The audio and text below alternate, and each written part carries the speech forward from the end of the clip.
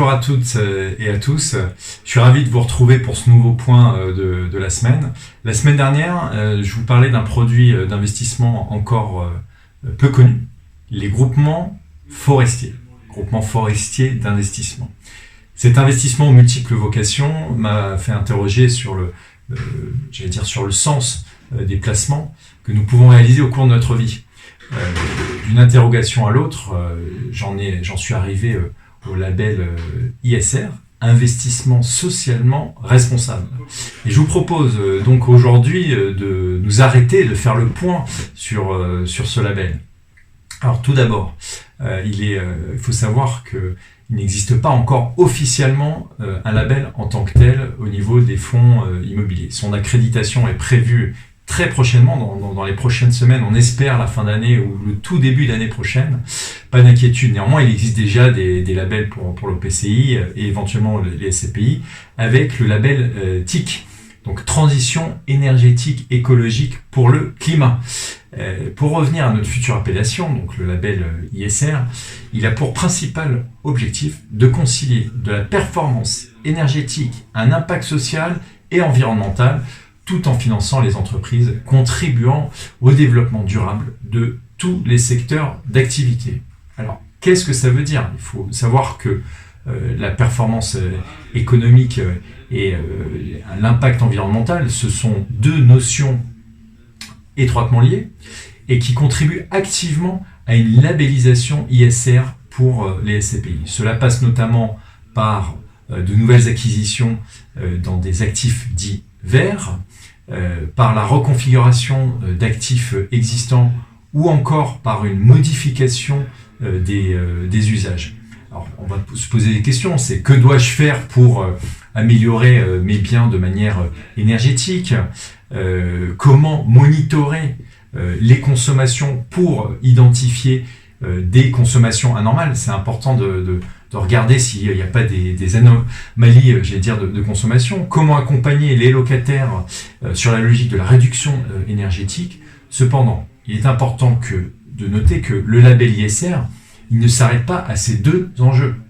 La logique sociétale est une troisième notion qui est tout aussi importante. Et ça va permettre à d'autres fonds de répondre, et de sans doute candidater à ce label-là.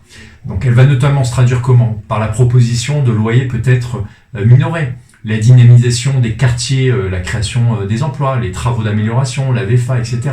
La décentralisation de l'espace national, ou encore l'encouragement du commerce de proximité. Donc vous voyez qu'il y a des challenges vraiment qui sont forts pour les gérants. Malgré l'attente du lancement du label, certaines sociétés de gestion et de gestion agréées par l'autorité des marchés financiers, elles sont déjà sur cette dynamique.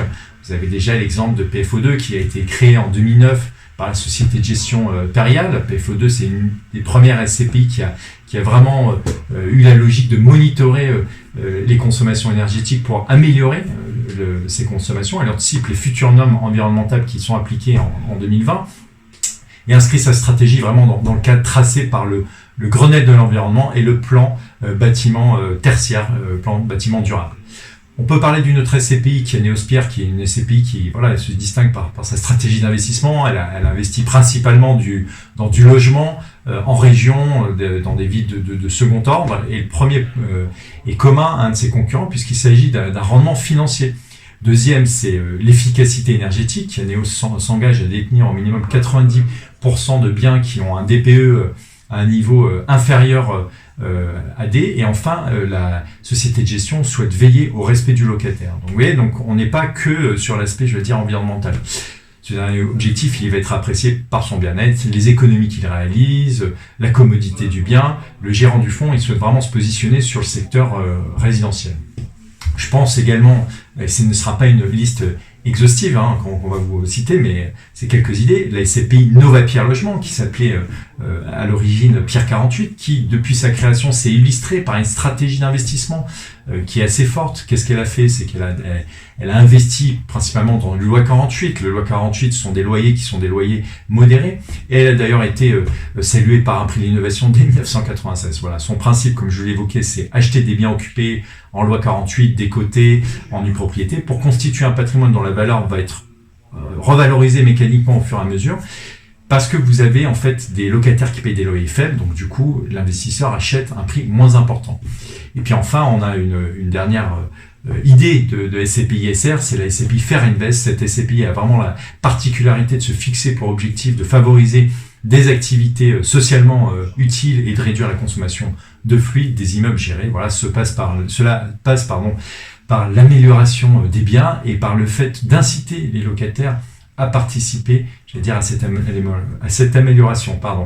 Voilà, j'espère que ce point de la semaine vous a plu et a été instructif. N'hésitez pas à nous contacter. Nous aurons d'autres informations sur les SCPI ISR à vous communiquer dès l'année prochaine. À très vite et bon week-end. Merci.